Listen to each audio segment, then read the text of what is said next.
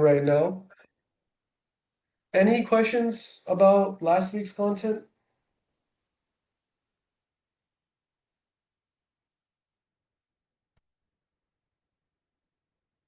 Okay. No, I guess. Okay, so last week we talked about like a lot about how AI models learn.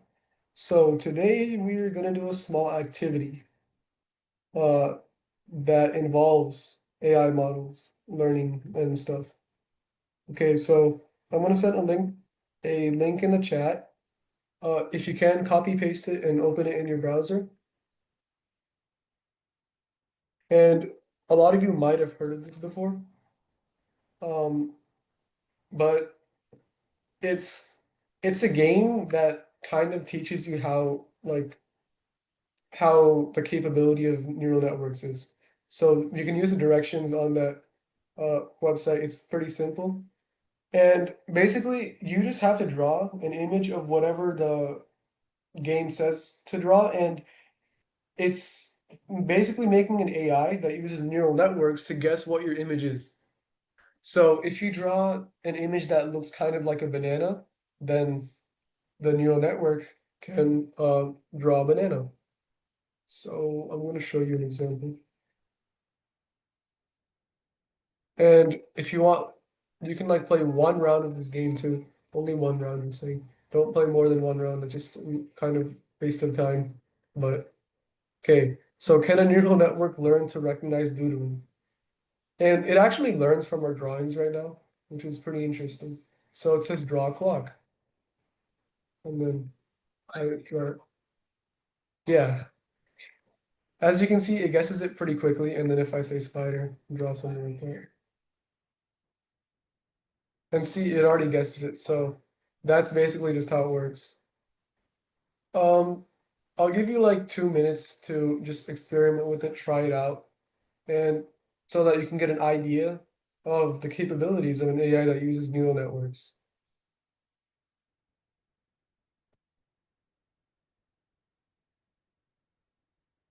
I'll give you until 3:49, so 3 minutes to experiment with it.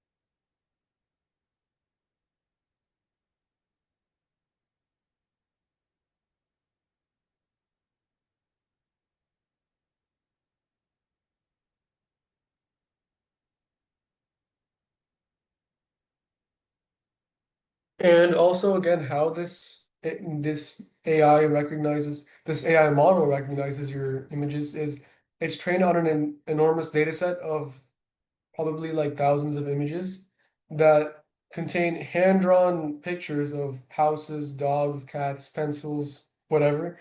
That data set contains pretty much every object so that AI can recognize whatever you're drawing, no matter what it is.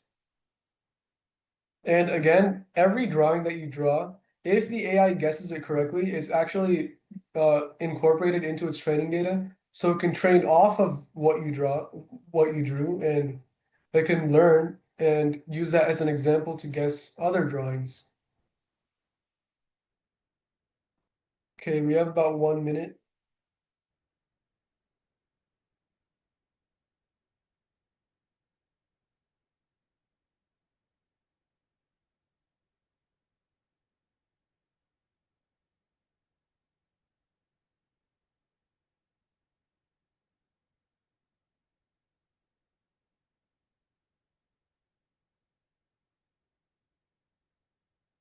We have about 30 seconds.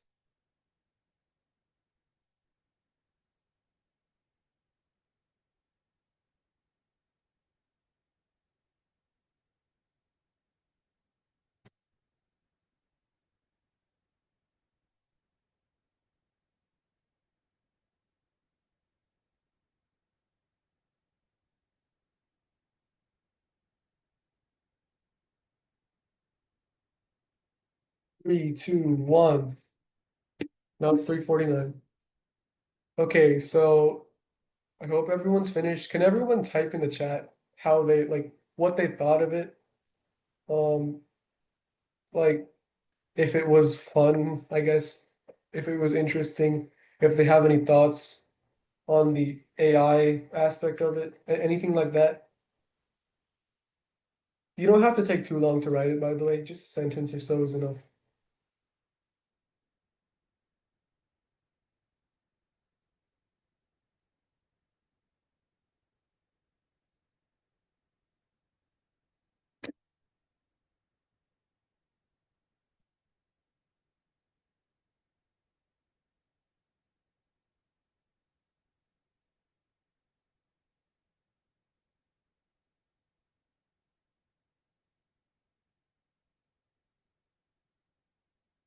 I think it's a good game. Okay. I mean, yeah, it is a good game. And like there's not much to say to it. Um, it was kind of fun. Yeah, that is also true. Okay, well, I hope you like this example of how it works, I guess. But yeah, again, it's trained on thousands of images of hand-drawn pictures. Okay, Ethan also says it's kind of fun. It was fun. Okay. Pretty much everyone's just saying it's fun, I guess. I'm gonna wait for whoever else there is to respond.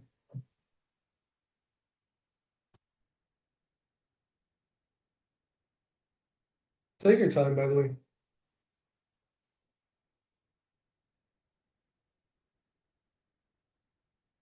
Can I do one game? I mean, okay, sure. Like I'll do one game, so just 6 images, and I'll do it pretty quickly. Okay.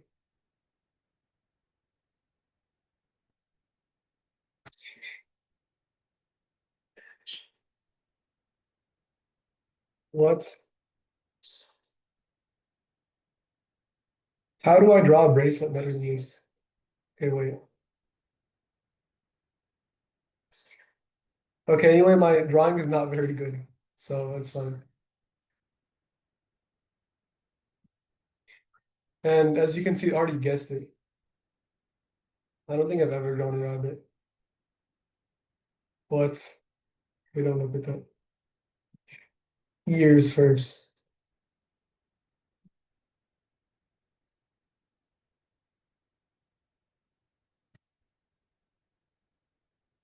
Okay.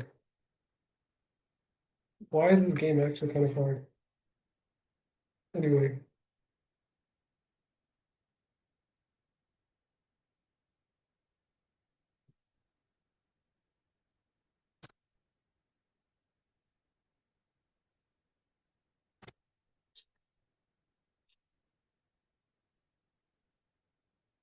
yeah, so okay, that that's the game. It is pretty fun. And that's just to give you an idea of the capabilities of an AI that uses neural networks. Like that was trained on um thousands of images at least of all these different objects, which is a lot of data. So this is like not no small neural network AI. It's actually like decently advanced. And as you can see, like it's not 100% accurate, but then again, neither are you nor your drawings. Because like me with my bracelet or rabbit, I wasn't a very good artist. But you get the point. No AI is 100% accurate, just like human beings. Okay, so I have another activity, and this is a little bigger. I mean, if you want to, what am I clicking? If you want to, you can follow along with it, but you don't necessarily have to.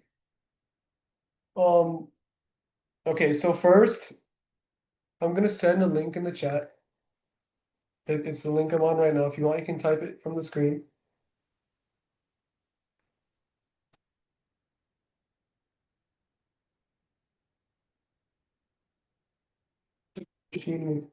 Yeah.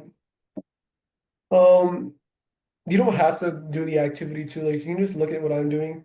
It's your choice. If you want to, you can do this, but I'm gonna warn you, it requires a lot of time, so I probably wouldn't recommend doing this. But anyway, uh, oops, wait, my battery stopped screen sharing on accident. One How sec. does it work? How does the quick draw thing? No, the image model thing. Wait, so Like the one where you teach it the teachable machine with the Google one. How does it work? oh yeah, I'm gonna get into it in a second. 1 second. My computer is just like not working properly, I guess. Okay, anyway, I'll share my screen. Okay, can you see this? No, I can't see it. It's black. Oh yeah, now I can see it. Now I can see it. Yeah, and it says loading sample here.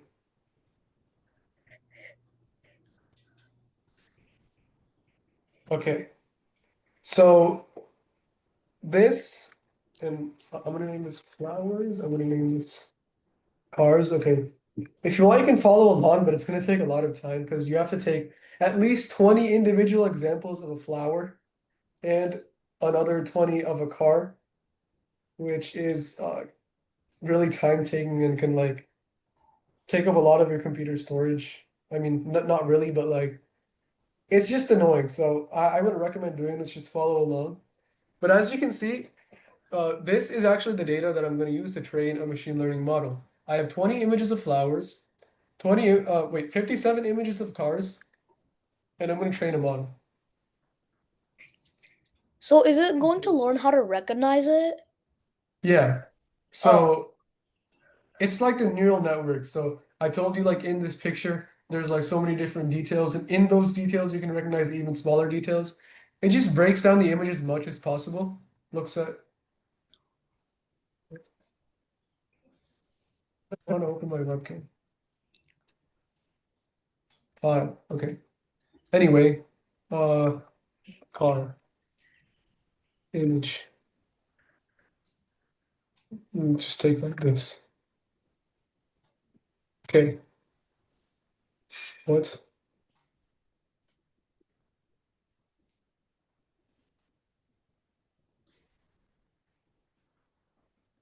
Okay. So what? No. What am I clicking? Okay, so here I'm gonna upload an image of a car to this model, and it's supposed to recognize whether it's a car or a flower. And obviously, it shows that it's 100% a car because it's trained on 57 image samples of this. So now I'm gonna take an image of a flower. Images. Upload the first image.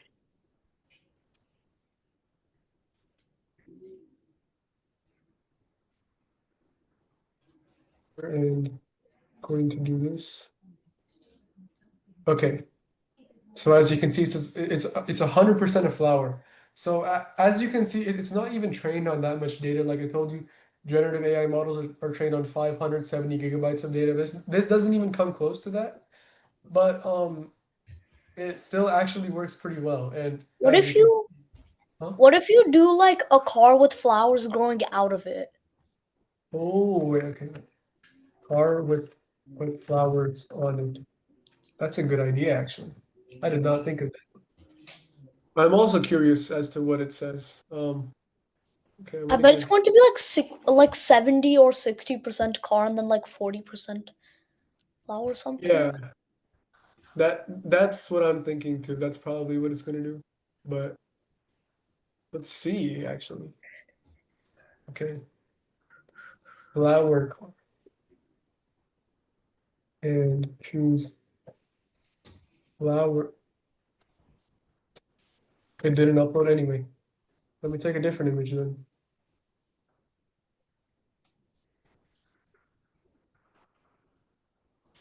Okay, wait. Modern car, because I don't want the old cars because there aren't many images of it that the model trained with. It might not recognize it as well. But anyway, you know what? It's whatever. I'll just take this. Is this free or do you have to like pay? This is To, like, completely free. oh, okay. So you can do this too if you want, but like, oh, so it actually says cars 100%. Pretty Okay. interesting. Oh, wait, what happens if you do something that's not even a car or not even a flower? Yeah, that was just what I was about to get to. What if we took zebra? A chainsaw. Chainsaw, sure. I bet it's going to be like car. I mean, probably because like it's metal. I mean, I don't know. Let's see.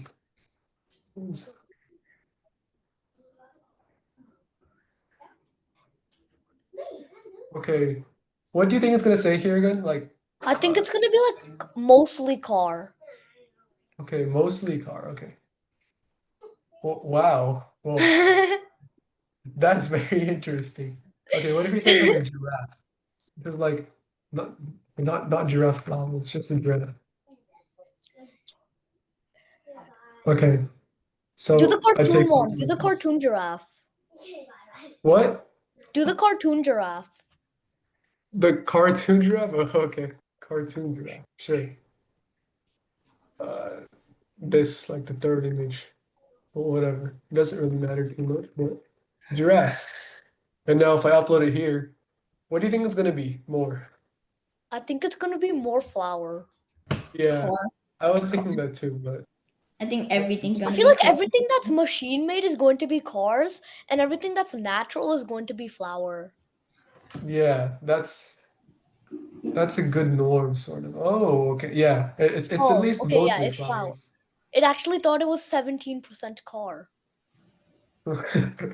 Of course. Well, I mean, I don't Wait, can even you know. add more? Oh yeah, you can add more classes to it. That's Yeah. nice. And you can also remove classes and just train it on one like Wait, class of can you just do one image to see what happens? So that's not training. yeah. I could do that. That's what Okay, I'm so thinking. I actually could try it. Like that's not a bad idea, but like it might not be very accurate. Let's see. Okay. Do you want me to train it on an image of a giraffe, a chain? Giraffe, yes. Train it on an Right. image of a giraffe. Okay, sure. Wait, can you make it in I mean for the second class, can you do Want to train it on another class? Okay. Well, no, how about we do like one class is like, for example, a tiger, and another class is a lion or something. That would be that would be kind of nice. Oh, you're right.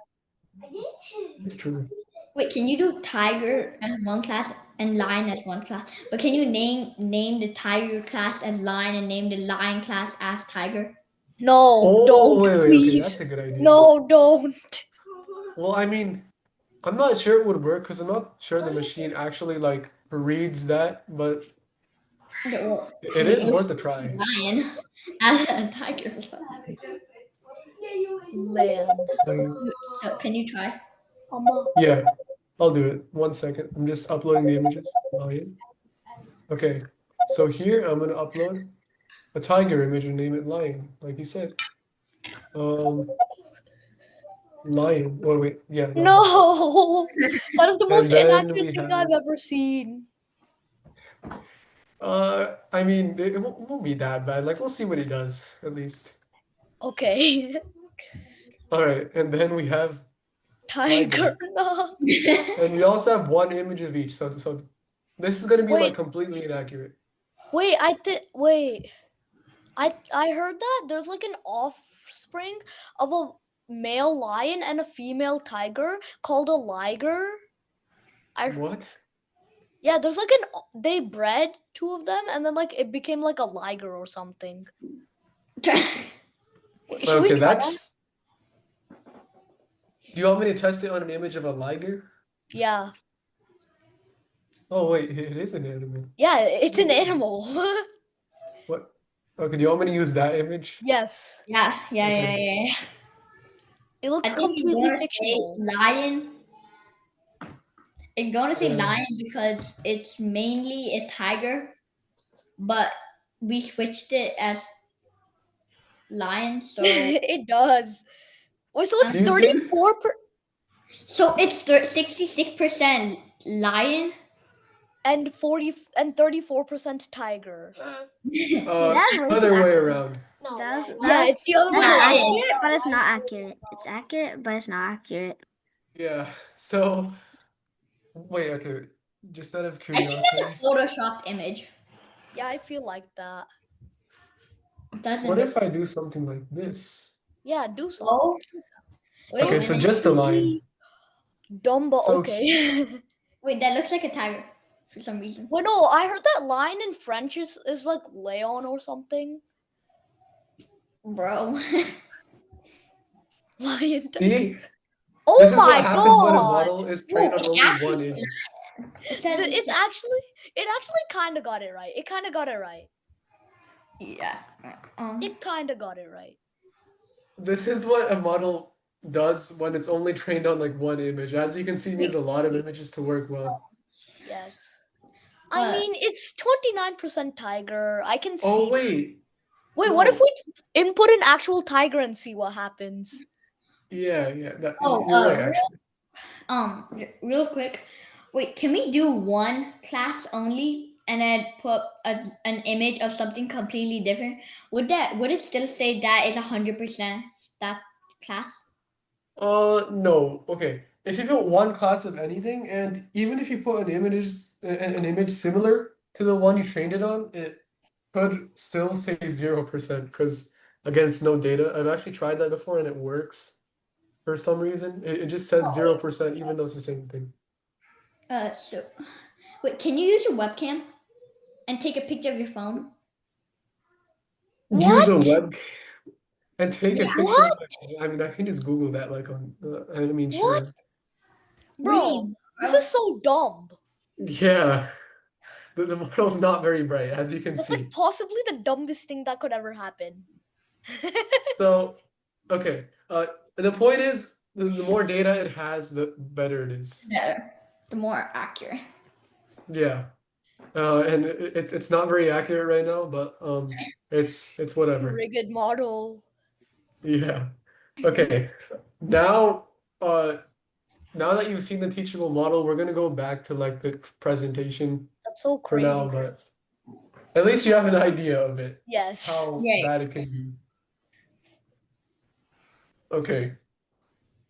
So now we are going to talk about fine tuning. Okay, so remember how we just had like a big what's it called? Like data set of cars, and we could teach a model to recognize a car. What if we Yeah. wanted to teach it to recognize like a Honda or something, or like a Toyota or something, or a Lambo maybe? But Difference like between Lambo and Ford. yeah, like that. Hmm. Then to do that, we'd have to train it on a more task-specific data set of just Lambos and Fords and put them in different classes. So instead of just training it on random cars, the AI would perform a lot better if you trained it on images of Lambos and Fords, like you said. So in the most general sense, it's just the process of taking a pre-trained AI model. And I talked about earlier what an AI model is. We also talked about it last week. But it also further trains it on a smaller task-specific data set to improve its performance on that particular task.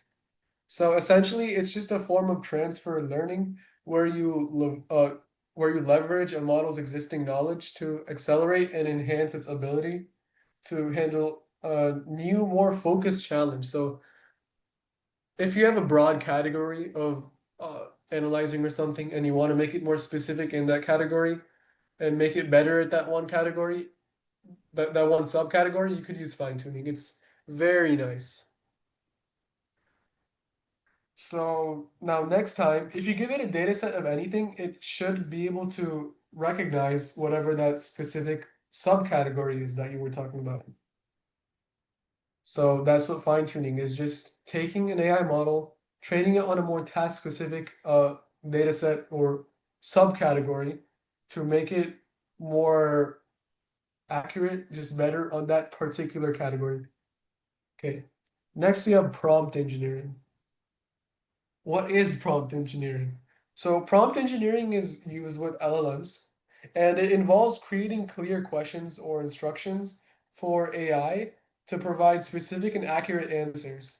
So it's like telling an AI model exactly what we want it to do as specifically as possible, so that its answer can be as good as possible too. By making these questions easy to understand, we can help AI help us better in different tasks. If we don't make our question specific enough, AI might not give us accurate results, or it may not understand questions correctly. So, let's say you asked an AI, what is AI? So let's just say you open ChatGPT.com and asked it what is AI? And then it would give you a very general answer that doesn't go very in depth, just talks about the main definition of AI.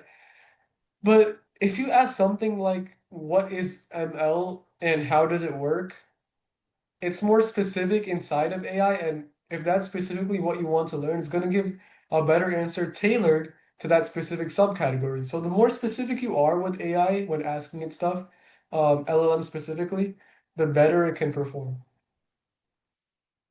And prompt engineering also isn't very difficult because you just have to add a few words to your sentence, make it a little more specific. Doesn't require much skill nor money to do this, obviously. But next, we have the 7 phases in building LLMs. So last week, we talked a lot about large language models, NLP algorithms, how everything works. So now we're going to talk about like actually making LLMs, how that works. We're obviously not going to do anything like that involves us actually building LLMs since that's way too complicated. But we're going to talk about the theory stuff. Okay. So these are the 7 phases.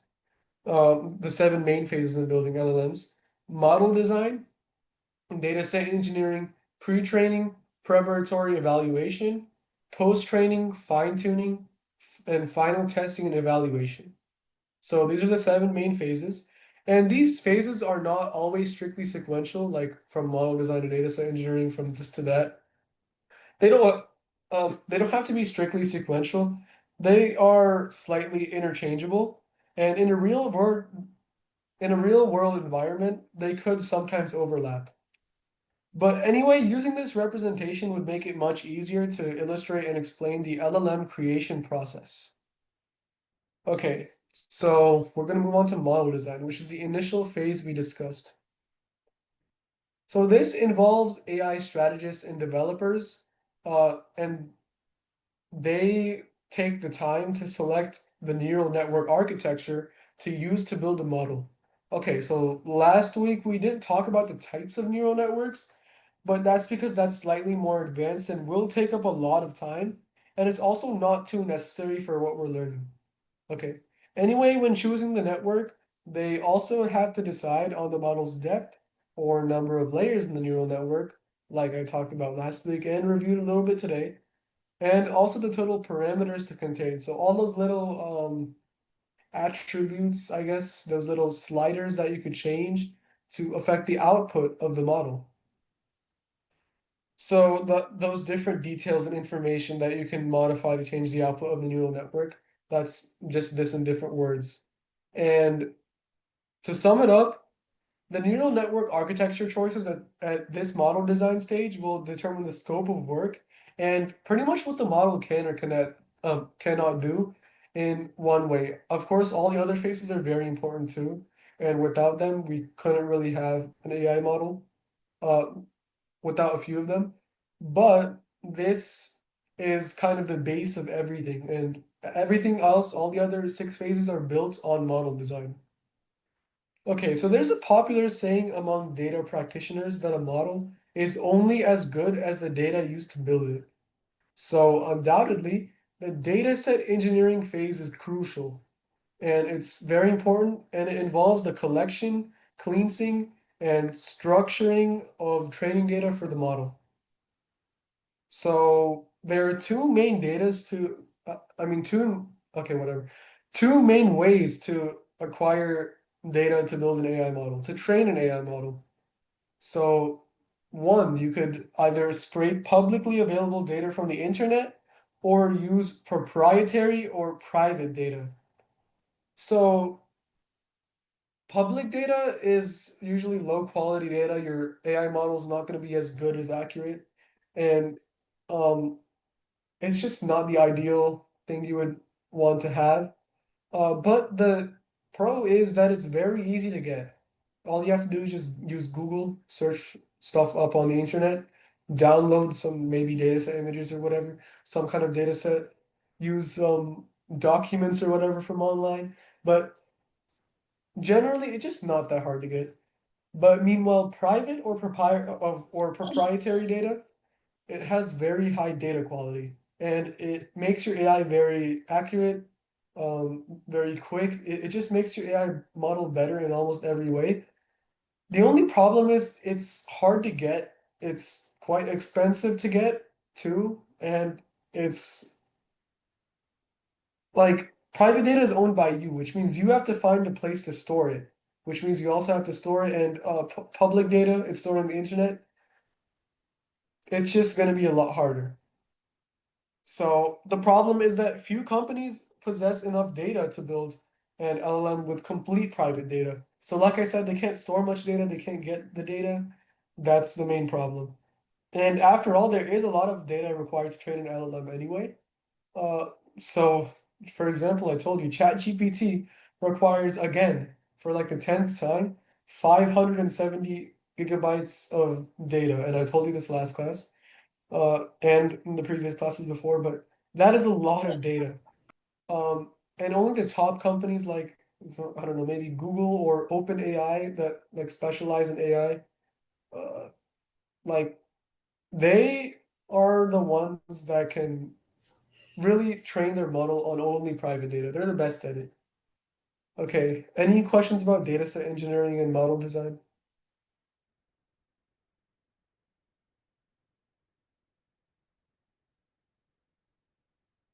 All right then, we will move on.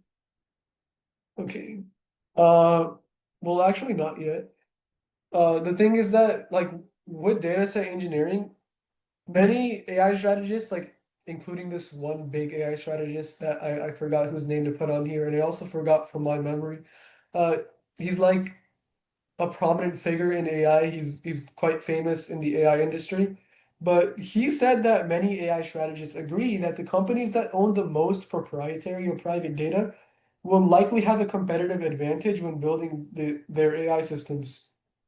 So with this data, it's essential for AI developers engaged in dataset engineering to consider key ethical issues, including data diversity and building datasets that address various biases and opinions. So the more diverse your data has, the more expertise among a wide range that your model gets. And that's why data diversity is very important in your data, so that you can make your model, again, as adaptable and experienced as possible, is what I would say. Okay, but once these preparations are complete, making sure the data is ethical and making sure it has high diversity, the pre-training phase begins, involving training the model on a large collection of raw data to train with.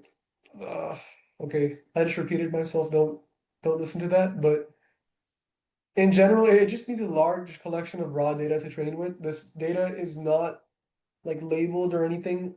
I mean, sometimes it can be labeled, but it's not like very optimized or anything. It's used from the data set engineering phase, like the basis of it. Just a small amount of data from that data set engineering phase. The model is trained with that. And it, again, in the data set engineering phase that I talked about this, it requires good data that is diverse. And this is important if you want to avoid bias and opinions. And with AI, you mainly want to focus on the facts and not people's opinions. So depending on the pre-training data, the model could provide undesired or inaccurate outputs. So for example, a model trained with data from a biased political blog could also adopt that bias, which you probably wouldn't want to happen since there would be a lot of people who would disagree with the AI, maybe like rate it badly, and it wouldn't be very popular after that. Moreover, we might be building a model that will be used for a specific domain. And when a model trained on general data needs to be used in a specific industry or category, we need to adapt its outputs to meet the specialized requirements of that field. So suppose you're working on a customer support chatbot.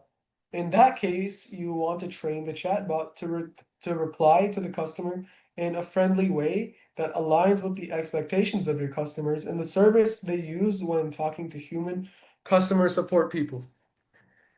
So to ensure that the AI does this and like acts like a model human customer support person, uh, the AI developers evaluate the preliminary performance of the model to gain an idea of its capabilities and performance. So this is in the preparatory evaluation phase. They test how good the model is based on its pre-training data. And once they understand what needs to be improved, they'll address these issues in the post-training phase. But for now, we'll talk a little bit more about this, just kind of repeating what I said again. But this is just a test to see how well the model does. You're not going to have any high expectations at this phase since you just went through the pre-training and that's a very early phase that's not trained on very good data. It's just to see how good the model does, maybe get an idea of its capabilities a little bit. It evaluates the quality of the data too, so to see if you need to get like better data, and you can maybe repeat the data set engineering phase. And it also evaluates the model design. Maybe you might have to change the neural network architecture, the depth, or parameters, weights when training the model. And all the results are recorded. And again, these issues are addressed in the post-training phase. And next, this is the post-training phase. So first, AI developers use supervised fine-tuning, which means training the model on more specific labeled data again, to improve the pre-trained model. Okay, so does anyone have a question? I think I heard something. Okay, never mind. But I know that fine tuning is actually a completely different phase that I talked about in the seven phases. It's completely different, but as I said, sometimes they can overlap. They're interchangeable, and usually a little bit of fine tuning actually happens in the post training phase. So you retrain the model based on a more task specific data set, just a little bit to improve the pre-trained model only if necessary.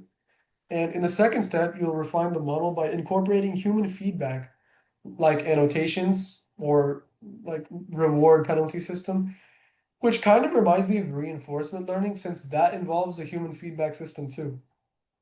Okay, so the next phase of the model, fine tuning, trains the model on a more task specific data set in the large scale to make it better suited, which means more accurate and quicker for the industry it's working with. You already know what fine tuning is, so we won't talk too much about this. But again, this is sometimes used in post training, but this phase is like used the most. Like there's a lot of fine tuning happening in this fine tuning phase more than in the post training phase. Okay, so we won't talk too much about this again since you know what fine tuning is. We won't like review it since we literally just talked about it. But the last phase is final testing and evaluation, the final phase of the seven phases of creating LLMs. Okay, so this is like the final test. So all of you have probably heard of like the STAR test or something. I don't know, like if you lived in another state previously or something, like you might have had a different final test, maybe just like moved here recently, you might not know what that is. But the chances are you probably do know what STAR testing is. This is like the STAR test of AI models. So the preparatory evaluation, where we just test the model to get an idea of its capabilities, those are like small assessments that you get in the middle of the school year. And they don't really change much, like they just kind of affect your GPA and stuff. But it's nothing like the STAR test. which is like sent directly to the district, I'm pretty sure, and can possibly make you be held back a grade. So it's very important, the STAR test, and so is final testing and evaluation. So we aim to evaluate the model's response, quality, accuracy, speed, and crucially, its ethical behavior. If it's not like if it doesn't have good ethical behavior, customers are not going to like it, and it's not going to be popular, and it's not going to be profitable either. And in general, you're just not going to have a very good model. You need to make sure it aligns with the expectations of your customers, um, and you have to make it accurate as well, with those expectations and consistent, obviously. So here in this final testing phase, we might make a few changes here and there to the model based on these results that we get from this final evaluation, but that's mostly it. So again, these phases aren't necessarily sequential in the order I said, and they may sometimes overlap. So, for example, in the post-training phase, some fine-tuning is sometimes executed even though it belongs to a different phase again. But regardless, what I have told you about these 7 phases is still a good basis for training and building with LLMs. Okay. So does anyone have any questions about all these different phases? Um, anything?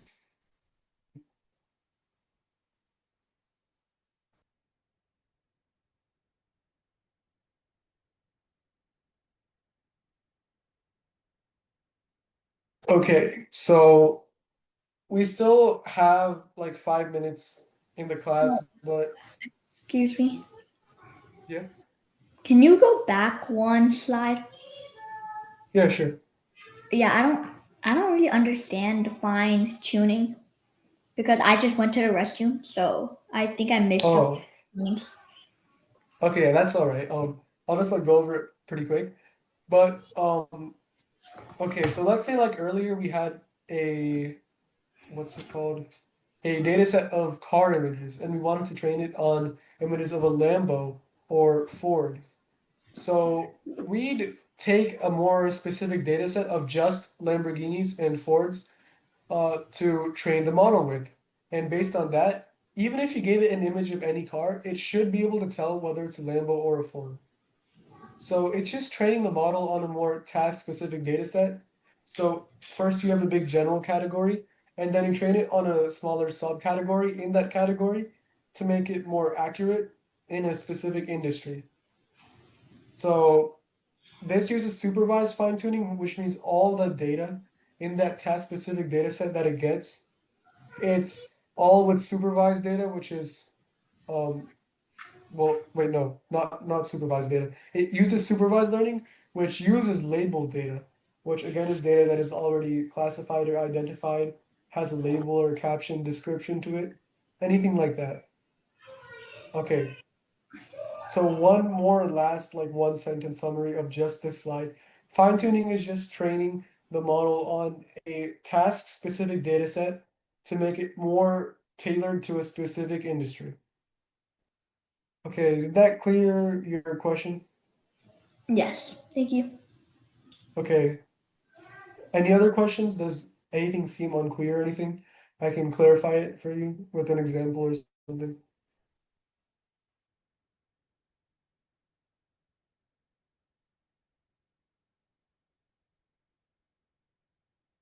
All right, so normally I would move on to the next section of this, which is this, as you can see here, but we only have like 2 minutes left and there's not much time to go. So we'll be talking about this next class, prompt engineering versus RAG versus fine tuning. And you already know what prompt engineering and fine tuning is, but not RAG. So we'll talk about that next class quite a bit.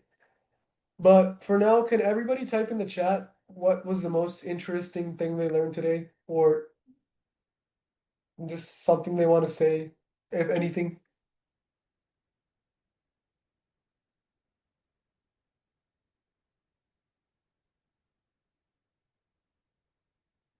Okay.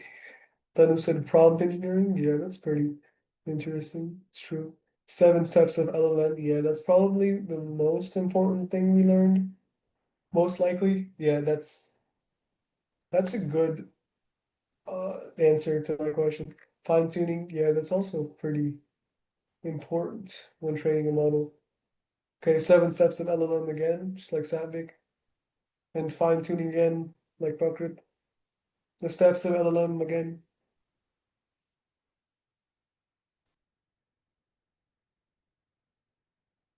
All required for the model. Yeah. And like even last week we talked about LLMs quite a lot and how they work like with NLP algorithms and all that. And it's and as you can probably tell, it's a pretty important part of this class that like covers a lot of content. So these 7 phases are also going to be important. So that's a good answer, of course. Okay, so mostly our answers consisted of fine tuning and the 7 steps of LLM. We had 1 prompt engineering. Okay, then those are all good answers. They're all pretty interesting if you go more in depth into them. But for now, that's it for today, and we'll continue on this topic tomorrow. All right, bye.